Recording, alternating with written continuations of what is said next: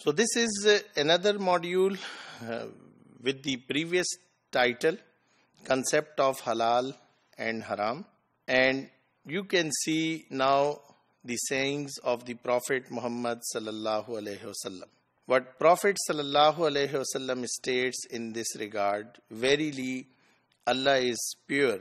He does not accept but what is pure. Allah Ta'ala پاک ہیں اور وہ پاک چیزوں کو پسند کرتے ہیں. Then he mentioned about a man disheveled in hair and laden with dust.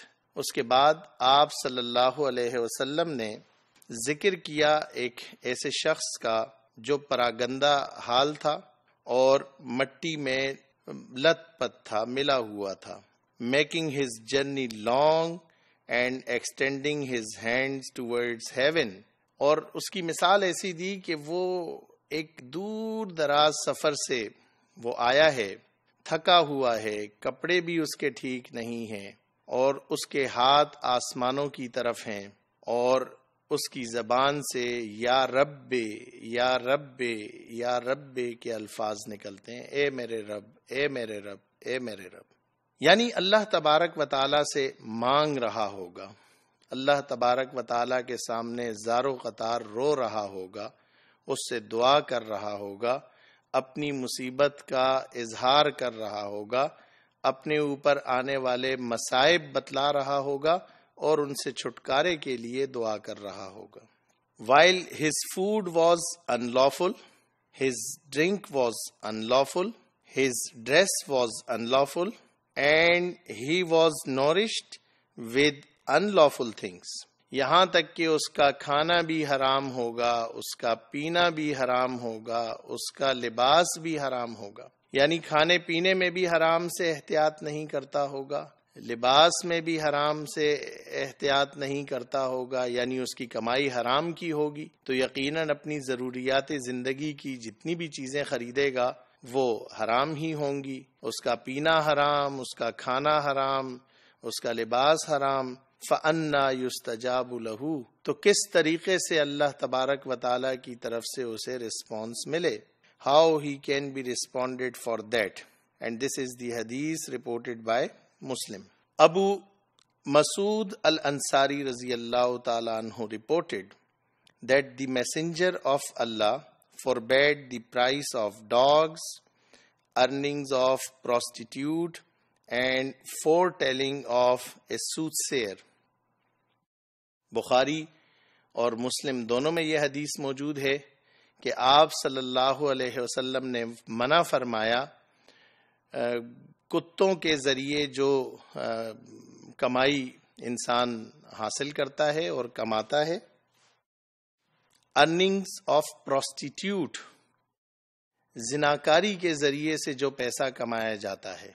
یعنی زمانہ جاہلیت میں تو یہ عام تھا کہ وہاں کے جو بڑے بڑے کیپٹلسٹ تھے وہ ایسی عورتوں کو خریدا کرتے تھے اور پھر انہیں ایک مکان دے دیا کرتے تھے اور پھر ان سے ہفتہ وار یا ماہوار کے طور پر کچھ فکس کر لیا کرتے تھے کہ 1 مہینے کا تم ہمیں اتنا دو گی اور اس طرح سے کرو گی. یہ اس وقت کی ایک صورت تھی، جبکہ آج یہی کام ممکن ہے موجود ہو مگر اس کی صورتیں مختلف ہو سکتی ہیں. مگر یقیناً اسے بھی اللہ تبارک و تعالیٰ کے رسول محمد الرسول اللہ صلی اللہ علیہ وسلم نے حرام قرار دیا. اور اسی طریقے سے کاہن اور نجومیوں کی جو روزگار ہے اس کو بھی حرام قرار دیا ہے، چونکہ مستقبل کی خبریں دیتے ہیں، لوگوں کو گمراہ کرتے ہیں.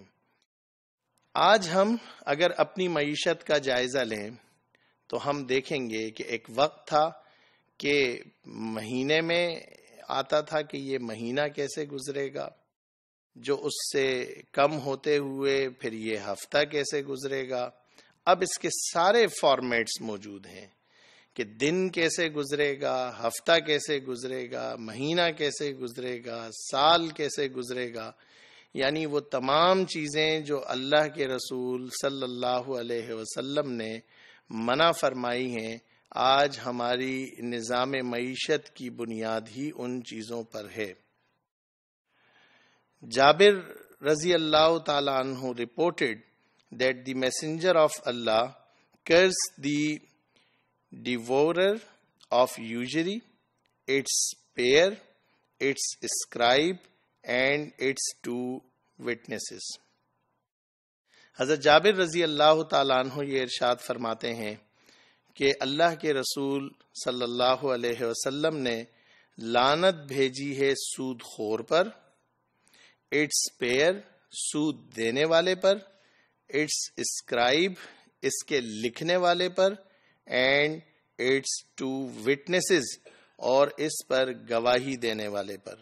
یاد رکھیں کہ اگر آپ سود کا استعمال نہیں کرتے ہیں، سود سے اپنے آپ کو بچاتے ہیں، لیکن آپ کا کوئی دوست، آپ کا کوئی رشتہ دار آپ کے پاس آتا ہے کہ میں سود پر ایک گاڑی لے رہا ہوں، میں سود پر ایک گھر لے رہا ہوں اور بینک نے وٹنس کے طور پہ 2 لوگوں کا کہا ہے، تو کیا میں آپ کا نام دے دوں؟ تو اگر آپ ایسے معاملات میں گواہی دیتے ہیں تو یہ حدیث ایک بہت بڑا ہمارے لیے سبق ہے کہ ہم بھی اس گناہ میں برابر کے شریک ہیں. آپ دیکھ سکتے ہیں the ending of the Hadith, the statement of prophet Muhammad صلی اللہ علیہ وسلم، and he said that they are equal in sin.